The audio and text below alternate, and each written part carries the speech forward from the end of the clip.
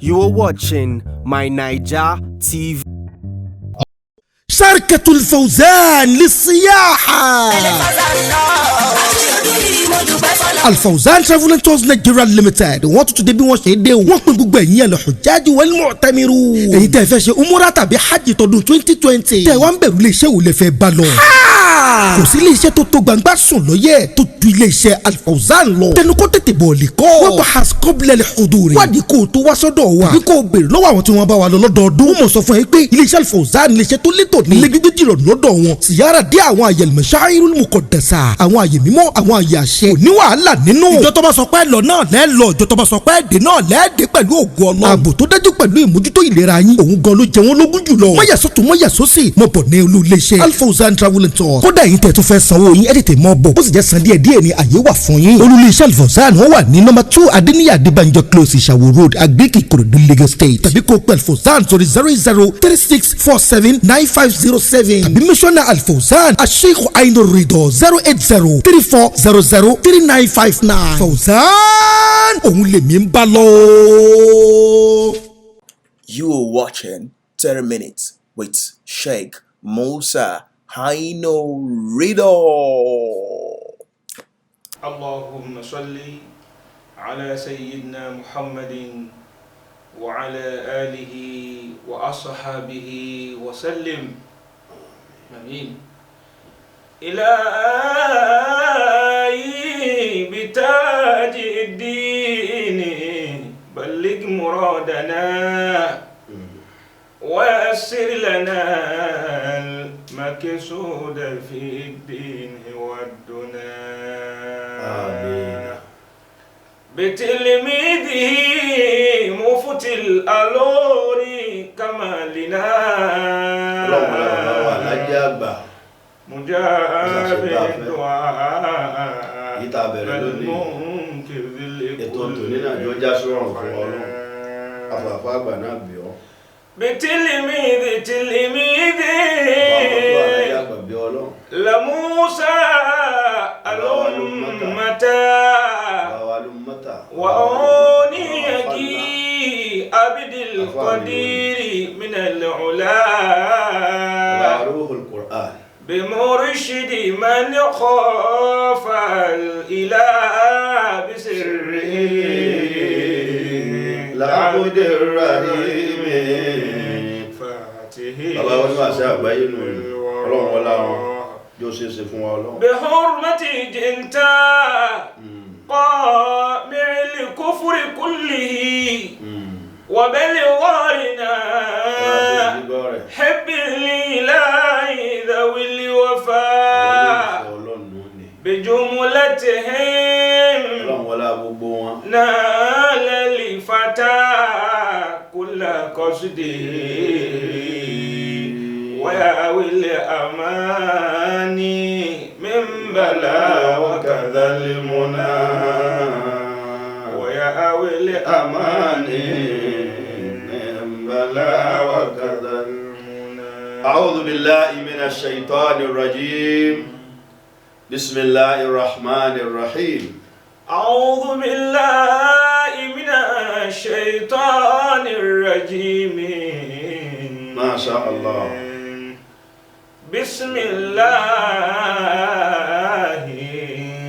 الرحمن الرحيم. àwọn ọmọ ìyá wa ní Islam akíra wa kú ọ̀rọ̀ ẹ̀sìn, akíra wa kú ọ̀rọ̀ ìgbà gbígbà ti dà, nítorí pé tá a bá wò dáadáa bákan nígbà wà lánàá àmọ́ lónìí ọ̀tọ̀ ni gbígbà ti wà. tó bá tún di lọ́la ọ̀tọ̀ náà tún ni gbígbà ó tún ti padà wá yí sí. Ànábì Muhammad owó yìí ti ń ṣẹlẹ̀ lásìkò yóò jó yé wa bẹ́ẹ̀ tá a bá wò dáadáa, torí pé èyí tá a fẹ́ mẹ́nu bà lẹ́ni náà ni lórí ọ̀rọ̀ azawaju fil Islam, marriage in Islam, marriage in Islam. tá a bá dẹ̀ wò dáadáa ọ̀pọ̀lọpọ̀ marriage yìí ó tún ayé wọn ṣe, ọ̀pọ̀lọpọ̀ ìgbéyàwó yìí ó bà ayé wọn jẹ́. kí ló fa tàwọn tó táyé wọn ṣe, ọ̀nà ni wọ́n gbé gbà tó fi táyé wọn ṣe. àwọn tó báyé wọn jẹ́ ọ̀nà wo ni wọ́n gbé gbà tó fi báyé wọn jẹ́. A'udhu billahi minash shaitanir rajim. Barakallahu fik. Bismillahir rahmanir rahim.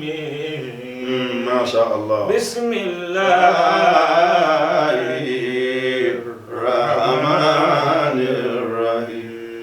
Ọlọ́ni wa Nabi Muhammad Sallallahu alayhi wa ló sallam. yí wa ìgbéyàwó ìṣe tí èèyàn kan fìfẹ́ ẹnu ṣe. Ọkọ níní kìí ṣe tí èèyàn kan fìfẹ́ ẹnu ṣe. Ìyàwó fífẹ́ kìí ṣe tí èèyàn kan fìfẹ́ ẹnu ṣe. Al-Qur'ani ló sọ fún Nabi Muhammad Sallallahu alayhi wa sallam. gbogbo yín o tẹ́ ń bẹ̀lẹ̀ ayé tẹ́ jẹ́ mùsùlùmí ó ní fankihu ma taba lakum minan nisa'i wa ni mathna wa thulatha wa ruba'a wa in khiftum alla ta'dilu fawahida. فانكحوا ما طاب لكم من النساء ما شاء الله مثنى وثلاث ورباع فإن خفتم ألا تعدلوا فواحدة. Ọlọ́ni wa Nabi Muhammad sallallahu alayhi wa sallam.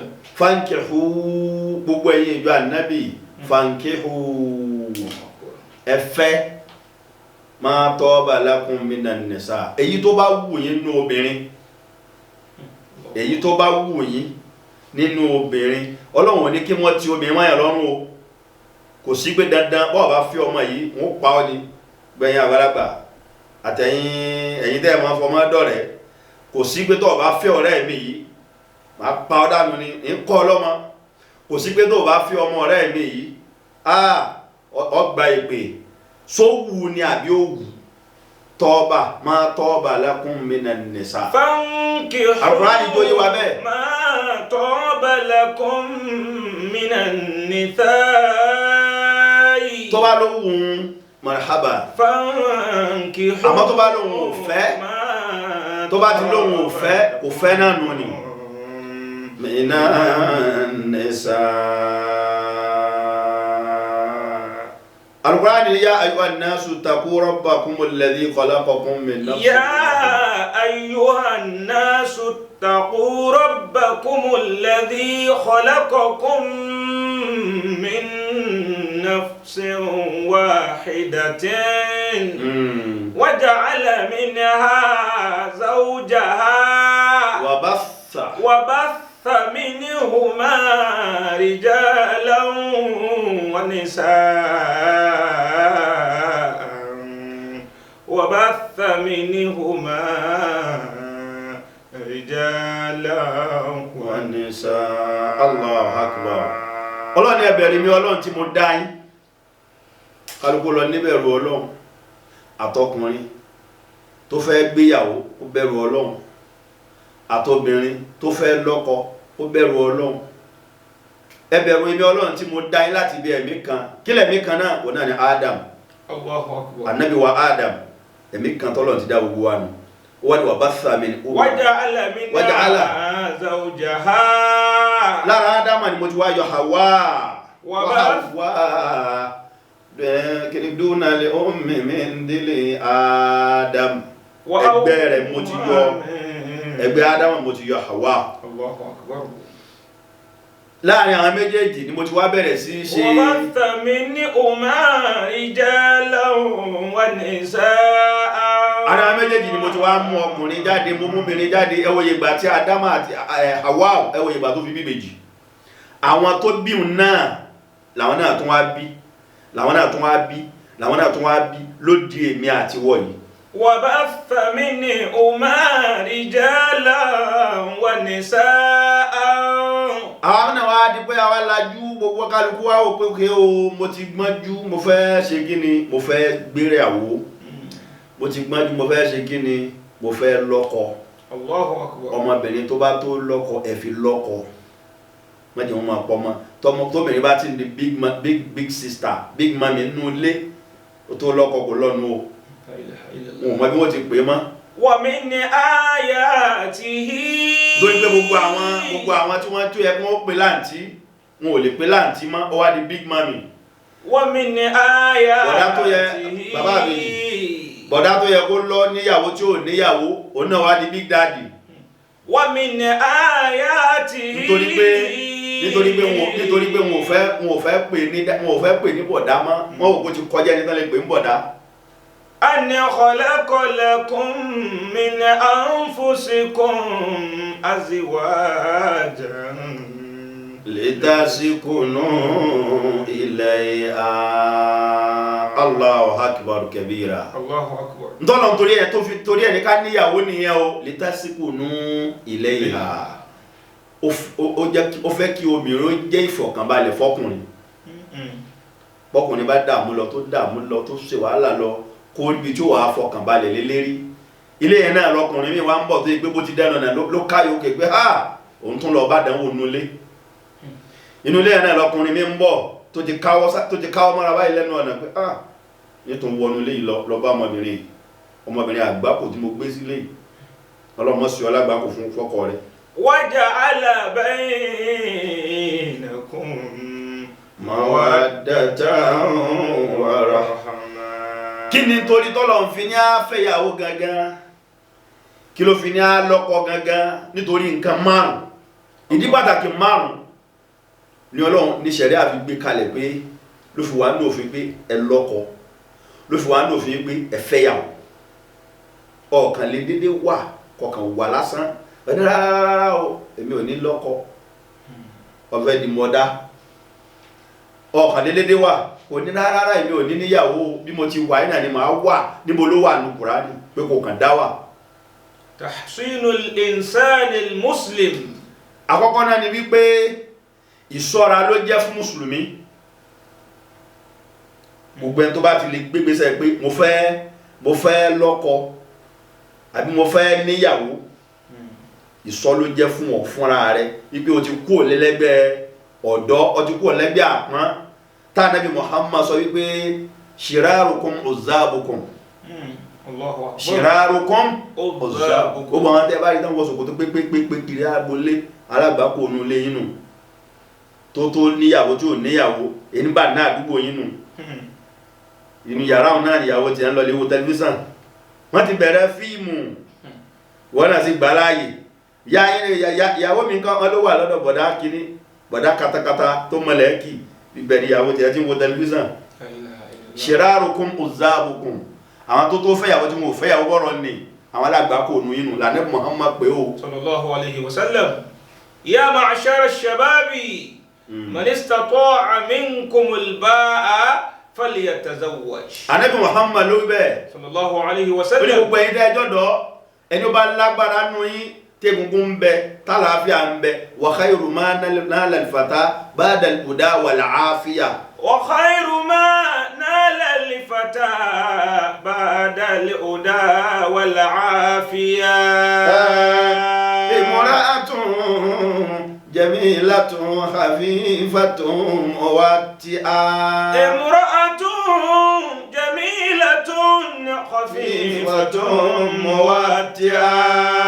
imra'atun jamilatun khafifatun muwatti'a. lẹ́yìn ìgbà tí a bá ti ní ẹ̀kọ́ lọ́wọ́ àbó níṣẹ́ lọ́wọ́ tó sì lálàáfíà tálàáfíà ń bẹ tó náà wú rẹ̀ wò tó ní yes ọkùnrin rẹ̀ ọkùnrin tó tẹ́gungun bẹ tí torí àlàáfíà lèyàn fi sọkọ laylan wa naharan àti lóru àti lọ́sàn tí pé lóru wọn fà wá ìgbó yá àtọmọ ní àwòdákùn tó lọ́wọ́ nígbà tí ẹ jẹ́ ọtí fẹ́ yọ dẹ̀ báwọn. falyatazawwaj. Ànábì ní gbogbo ẹni yóò nù yín tó bá lágbára tí àlàáfíà ń bẹ àsìkí ń bẹ ó náà ní mà pé yes mo ti tọrọ àmì bọ́ ó tún lè bọ́ yàn falyatazawwaj kó ń tọ́ àwọn ṣe kí ni kò fẹ́ yàwó. fa innahu aghaddu lilbasar. Torí pé tó bá délé fẹ́ tó ní àbájẹ́ fẹ́ yàwó gbogbo tí ń fojú rẹ̀ wo ìwòkú tí ń wò ní àwọn èèyàn wo ìwòkú yìí tó ń wò yìí tó mọ̀ ní ládá yìí ò ní wò ó wá ń wo ìwòkú olórí fóònù ó ń wo ìyàwó lójú títì ẹlòmíì wo bí olóbe títí ó sì já kọ́tà ẹlòmíì ń dráìfù ó wo ìyàwó títí ó sì fi mọ́tò gbáyàn ẹlòmíì ń wá. شركة الفوزان للسياحة Al-Fawzan Travel and Tours Nigeria Limited wọ́n tún ti dé bí wọ́n ṣe dé o wọ́n pín gbogbo ẹ̀yin al-Hujjaj wal-Mu'tamiru èyí tẹ́ fẹ́ ṣe umura tàbí hajj tọdún 2020 tẹ́ wá ń bẹ̀rù iléeṣẹ́ wo lè fẹ́ bá lọ.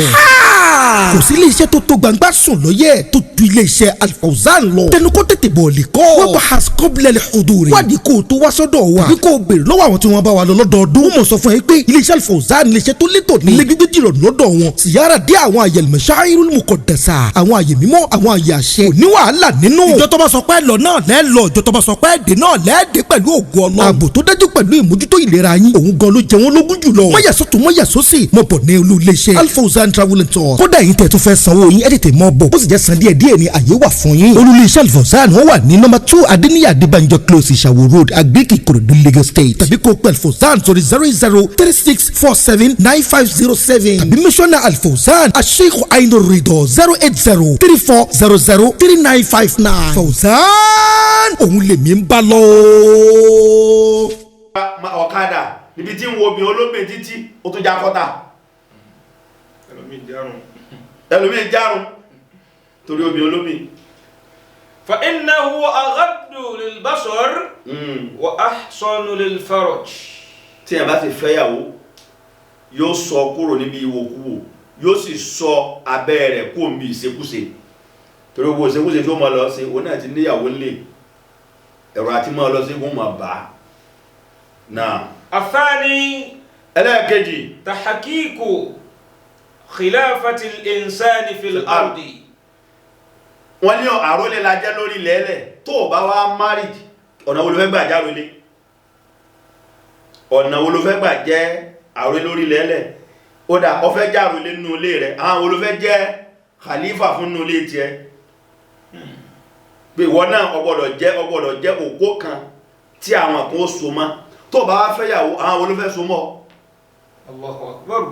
tí wọ́n náà fẹ́ dúndò yí pé yes èmi náà èèyàn kan tó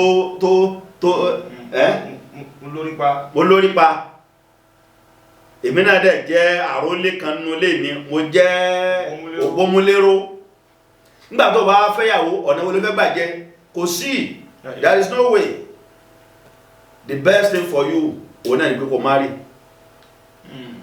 marry kò lè bọ́ níbi àwọn àbùkù kan bẹ ládùúgbò tí máa káyàn gbogbo àwọn kan tí ò bá dá ẹni tí ò bá ti marry náà máa fi lọ bá gbé nǹkan bá yọrí mu mọ́tò ẹni tí ò tí marry náà wọ́n lọ mọ fojú rẹ̀ wò gbogbo yàbọ̀ dá kinní ni torí kò wà responsible níjọ́ tó bá ti married ó ti wà responsible látijọ́ náà wọ́n náà máa wo kíkí tí wọ́n máa kí ọ ládùúgbò wọ́n náà máa wo bí wọ́n sì máa fojú wò ọ ládùúgbò ó ti ń dọmọ lọ àbí báwọn. ẹlẹ́ẹ̀kẹta ta'atun lillahi ta'ala wa rasulihi. òun náà ni ìtẹ̀lé tọlọ́run. بقوله سبحانه وتعالى فانكحوا ما طاب لكم من النساء àti ìtẹ̀lé tí òjíṣẹ́ ńlá Muhammad sallallahu alayhi wa sallam. arábìnrin tí wọ́n kì í wú ma taba lakum minan nisa ẹfẹ́ yìí tó bá wù yín nínú obìnrin onímọ̀sínà ẹ lè fẹ́ méjì. ọ̀dọ̀ nasul Qur'an. gbogbo obìnrin ò mọ kéwú púpọ̀ o àmọ́ àwọn kéwú kan bẹ tó yí wọn sí àwọn agbẹ́ stars sẹ́yìn náà ti fẹ́ ṣe mọ́sínà ni wọ́n mọ kéwú yìí o mọ́sínà wàsùláàsà wọ́rùbá ìdíwà tọ́lọ̀ ń fi dárúkọ mọ́sínà wàsùláàsà wọ́rùbá ẹlòmí kan ló pé kó nǹkan lédè rọ́ọ̀ṣẹ̀ kó kóyàwó mẹ́rin sílé láwọn yóò tó báyé pé nínú obìnrin pupa ń bẹ nínú obìnrin tọ́lọ̀ ń dá dúdú ń bẹ nínú obìnrin tọ́lọ̀ ń dá ẹni tó ga ń bẹ nínú obìnrin tọ́lọ̀ ń dá ẹni tó kúrú ń bẹ nínú obìnrin tọ́lọ̀ ń dá tí ọba ń wọ̀ fẹ́ pupa tọ́ba tó wá wò yí pé mo ti fẹ́ pupa bọ̀ mo tún láìkí obìnrin adúmáradán Al-Qur'ani tó fẹ́ mọ́síná wọ́sùn lásá ọba fẹ́ méjì tó tún wò pé mo dẹ̀ láìkí kóbìnrin ga lẹ́nu ẹ̀ kó sọ pé o láìkí obìnrin tó ga Al-Qur'ani tó fẹ́ aláwọ̀ obìnrin tó bá kúrú yẹn wọ́n ní wọ́n máa ń mọ́kọ́ tọ́jú bóyá ogúrò rẹ̀ lọ́dọ̀ ọ̀rẹ́ rẹ̀ kan ó ní tún fẹ́ la ilaha illallah nahifa tún fẹ́ wasamina ó wá ti fẹ́ tó di jẹ́ mẹ́rin ó wá fi májẹ̀mú sí pé wa in khiftum alla ta'dilu fawahidatan tó bá ti wá rí pé ó lágbára láti ṣe déédé pẹ̀lú wọn déédé tí ẹ máa ṣe pẹ̀lú obìnrin pọ̀ o nínú déédé ní kéèyàn fún wọn lóúnjẹ nínú déédé ní ó gbọ́dọ̀ fẹ́ nìkan ráìsì ẹni tó fẹ́ ìyàwó méjì tó fẹ́ mẹ́ta ó gbọ́dọ̀ wọlé kò ní gbogbo yẹn ó yẹ ṣe ráìsì jẹ tí ráìsì bá wẹ nìkan jẹnu wọn kọ́ ó béèrè pé kí ni wọ́n fẹ́ jẹ kí ni wọ́n fẹ́ jẹ kí ni wọ́n fẹ́ jẹ kí ni wọ́n fẹ́ jẹ ní tí kálukú bá fẹ́ jẹ ó fún kì í ṣe dandan ní káwọn sọ lúkanlú kan náà tí wọ́n bá ní wọ́n sọ lúkanlú kan náà tẹ́ni táwọn yẹn gá ó dàbọ̀ tí ẹ̀ ṣe yí dá ṣé inú wọn jẹ́ kan náà irú aṣọ tá a fẹ́ rà fún yín ní sí wọ́n láìkè tó bá òun ò láìkè yí báyìí ló ń fẹ́ gbowó tiẹ̀ lọ rà á nínú kéèyàn ó ṣe déédé pẹ̀lú obìnrin òun náà lórún wà wọ́n tó fẹ́ fẹ́yàwó mẹ́rin àlàáfíà ara rẹ̀ gbé òun fìyàwó tó lé wọ́n tó ń ṣe fáàrí ìyàwó mẹ́rin lè mí nífa ṣé àlàáfíà ara rẹ̀ ó gbé tó ń ṣe òun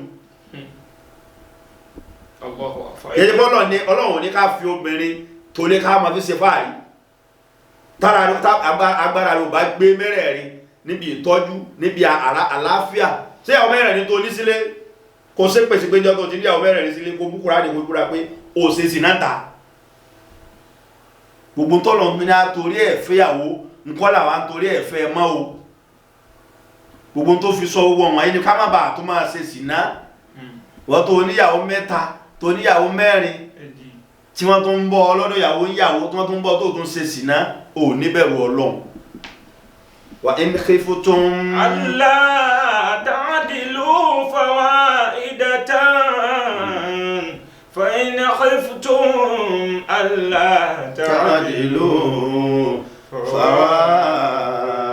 fawaidatan ẹlẹ́kẹ̀rin idha ja'akum man tardawna dinahu wa khuluquhu fankihuhu illa taf'alu takun fitnatun fil ardi wa fasadun ẹni tẹ́ bá rí kó dé kódà tí ìbá ti tó lóhun yọ́nú pé ìsìláàmù tó ń ṣe yìí mo rẹ́dì láti bọ́ ṣe kìí ṣe mùsùlùmí bí tí wá ní mo fẹ́ fẹ́ ìsìláàmù tó dẹ̀ ń ṣe mo rẹ́dì wa khulquhu tí ìwà rẹ̀ náà sì dá fa ankihuhu anábì ní ẹfẹ́ anábì Muhammad ní sọ̀rọ̀ ẹni tí ì ṣe mùsùlùmí bí tí ẹfẹ́ àmọ́ tó bá yọ́nú sí pé ẹ̀sìn yìí tẹ̀ ń sìn yìí àádọ́ máa sìn òun ṣe tán pẹ̀lú rẹ̀ kìí ṣe pé ìyàwó mi ṣe tẹ́ lọ́tọ̀ wọ́n náà ṣe tẹ́ bí anábì ti wí ní o tó bá ti lẹ́nu anábì ń rú ẹnu ti ẹ gangan ní rùn wọ́n lò nílà ká ìlú gbọ́n tọ́lọ̀ ń wíyé tá anábì ń wíyé.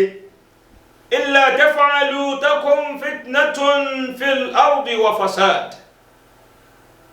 kọ́ má jẹ́ oníbàjẹ́ lórí lẹ́lẹ̀ ẹni tẹ́ bá ti rí pé léyìí ìdààmú ló padà mú wá ẹ̀ pàtì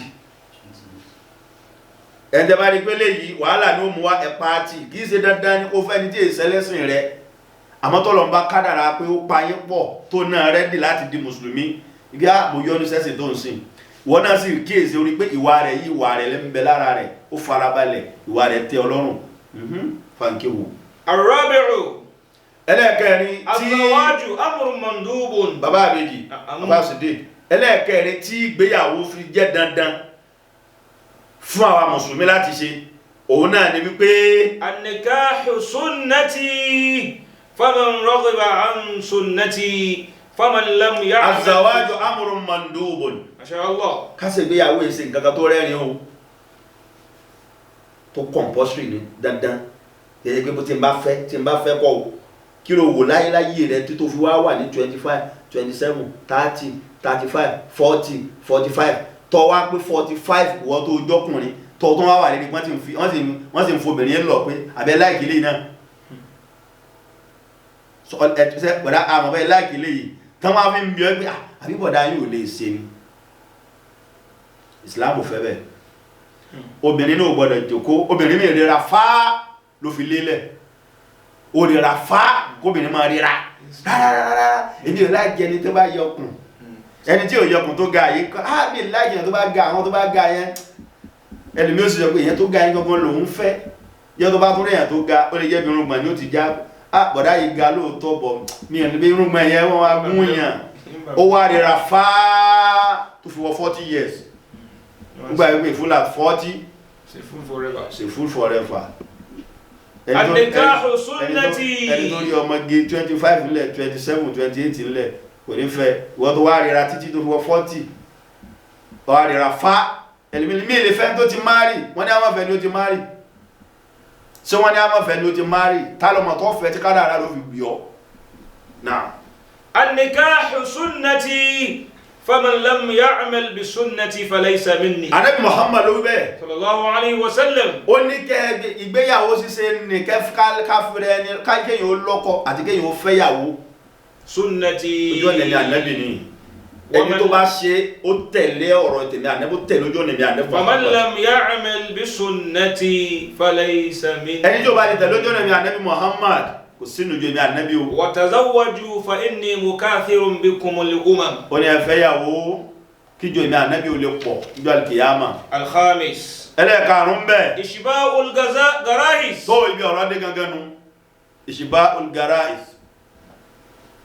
Gbogbo ara ọkùnrin tí máa kún kẹ́kẹ́kẹ́ ó lè máa rí bí sẹ́ẹ̀sì wèrè òru jọ́ tí wèrè òru bá dé kọ́mọ̀ lọ fò gànà lọ lélé kọ́mọ̀ lọ lè tọ̀ sí ibi tó yẹ kọ́ tọ̀ sí kọ́mọ̀ bá sí àgbákò wọ́n fi ibùdó ní tó fi ní afẹ́yàwó nìyẹn kò tó yẹ pé tára rẹ bá kún kọ́wọ́ ẹgbẹ́ rẹ báyìí pé my dear olóòmí ọ̀rọ̀ sí wá wọ̀ ọ̀la báyìí kọ̀ fọwọ́ tọ̀ ọwá ní fọwọ́ tọ̀ àbí tọrọra fọwọ́ra lọ́wọ́ báyìí ó náà ti máa tó ń wí kìí ṣe obìnrin tó gbé wá fọwọ́ kẹ́ báyìí ó náà máa wà àrùn wèrè kò wá ṣe pé ìgbà yẹn ló ẹsẹ̀ á bẹ̀rẹ̀ oorun kọ̀ máa wò pé sọ wà lọ́ọ̀ gbọ́pá ń jí ọ ni tí wọ́n fi ní afẹ́yàwó nìyẹn ọkùnrin tí bá ń fi ìyà bẹ́ẹ̀ jẹ obìnrin yóò jí àwọn àjọ Ọlọ́run tíyàwó rẹ̀ ṣẹ̀ṣẹ̀ wá ń sọ yí pé bàbá alágbájá ó mà ti fẹ́ tó sùn márùn-ún lẹ̀ ìta ti súnmọ́ra ń bo kí ló ń ṣe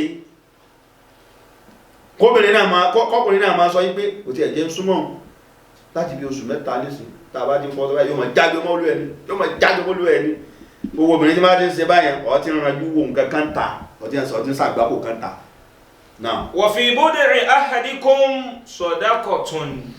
وفي بضع أحدكم صدقة يصلي فقال أحدهم يا رسول الله أيأتي أحدنا شهوته ويجر. ìdí pàtàkì tí wọ́n fi ní á ṣègbéyàwó ni ẹ kákọkùnrin ó fẹ́ ìyàwó tó dáa tí ò ní kó sí wàhálà tí ò ní kó sí fìtínà kí ẹni tó jóbìnrin náà kó lọ́kọ gidi tó farabalẹ̀ tí ò ní máa wò hànàhànà bí ajá báńkì kó ní ọkọ tó ṣe fi hàn tó farabalẹ̀ tó lẹ́sìn tó bá fẹ́ ẹ̀hànà náà ni ó bí fún ẹ tó bá fẹ́ ẹni tó farabalẹ̀ náà ni ó bí fún ẹ kò jẹ́ bó ti jẹ́ bí yẹn ṣe lọ nìyẹn inṣáàlá àǹfààní rẹ̀ fún wa tá jẹ́ mùsùlùmí lọ́kùnrin àti lóbìnrin fẹ́ tó bá fẹ́ lọ lé Olúwa tá ń pè ní Mẹ́kà àbò fẹ́ lọ sí umra kò bá wa lọ àwa Al-Fawzan lọ so inṣáàlá pẹ̀lú ògo Ọlọ́run ẹni tó bá fẹ́ bá wa lọ ó ní gbogbo nọ́mbà torí tó ń ṣò lórí screen yẹn òun náà ni kó o pè àbẹ́ni tó bá ní ìbéèrè lórí àwọn èyí tá a sọ yìí nọ́mbà tó ń lọ lórí screen yẹn òun ni kó o pè èmi Ainu Ridho àbí èmi Imam Musa Ainu Ridho àbí kó o pè ọ̀gá ilé iṣẹ́ wa Al-Fawzan Alhaji Muhammad Al-Qasim kó o pè wọ́n àwọn nọ́mbà tí ń lọ lórí rẹ̀ yẹn kó o pè àbí kó o pè stability nọ́mbà mẹ́tẹ̀ẹ̀ta òun ló kọjá lórí ẹ̀yẹn Ọlọ́run kò fi wá ṣe kò ń gẹ́ o Ọlọ́run kò fi wá ṣe kò ń gẹ́ o Ọlọ́run kò fi wá ṣe kò ń gẹ́ o ya Rabbi bil Mustafa inṣáàlá a máa tẹ̀síwájú lórí ọ̀rọ̀ ìgbéyàwó yìí tó bá di ọjọ́ Jímọ̀ tó ń bọ̀ a tún máa pàdé ara wa lórí ètò wa èyí tí a ń ṣe lọ́wọ́ yìí inṣáàlá lórí ètò wa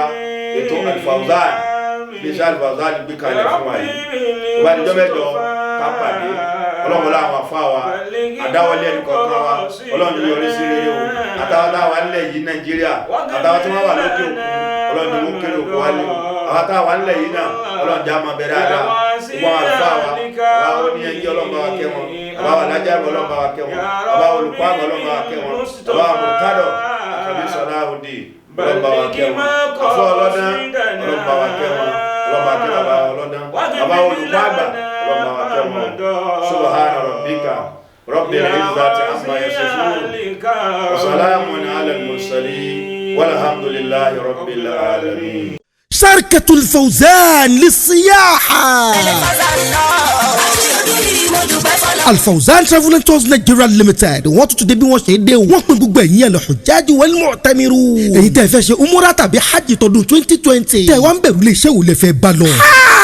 kò sí ilé iṣẹ́ tó tó gbangba sùn lóye tó ju ilé iṣẹ́ Al-Fawzan lọ tẹnu kó tètè bọ̀ lè kọ́ wọ́n bá hasqobla al-huduri wádìí kó o tó wá sọ́dọ̀ wa tàbí kó o béèrè lọ́wọ́ àwọn tí wọ́n bá wa lọ lọ́dọọdún wọ́n mọ̀ sọ fún ẹ pé ilé iṣẹ́ Al-Fawzan ilé iṣẹ́ tó létò ní ilé gbígbé jìrọ̀ lọ́dọ̀ wọn ziyara dé àwọn àyè al-mashairul muqaddasa àwọn àyè mímọ́ àwọn àyè àṣẹ òní wàhálà nínú ìjọ tó bá sọ pé lọ náà lẹ́ lọ ìjọ tó bá sọ pé dé náà lẹ́ dé pẹ̀lú ògo Ọlọ́run ààbò tó dájú pẹ̀lú ìmójútó ìlera yín òun gan ló jẹ wọ́n lógún jùlọ mọ́yà sọ́tún mọ́yà sósì mọ́ bọ̀ ní olú iléeṣẹ́ Al-Fawzan Travel and Tours kódà yín tẹ̀ tó fẹ́ sanwó yín ẹ̀ tètè mọ́ bọ̀ ó sì jẹ́ san díẹ̀ díẹ̀ ní àyè wà fún yín olú iléeṣẹ́ Al-Fawzan wọ́n wà ní nọ́mbà 2 Adéníyì Adébánjọ close Ìṣàwó road Agbèkì Ìkòròdú Lagos State tàbí kó pẹ̀ Al-Fawzan sórí 0036479507 tàbí mísọ́nà Al-Fawzan Sheikh Ainur Ridho 08034003959 Fawzan òun lèmi ń bá lọ. Stay tuned for more interesting programs on My Naija TV.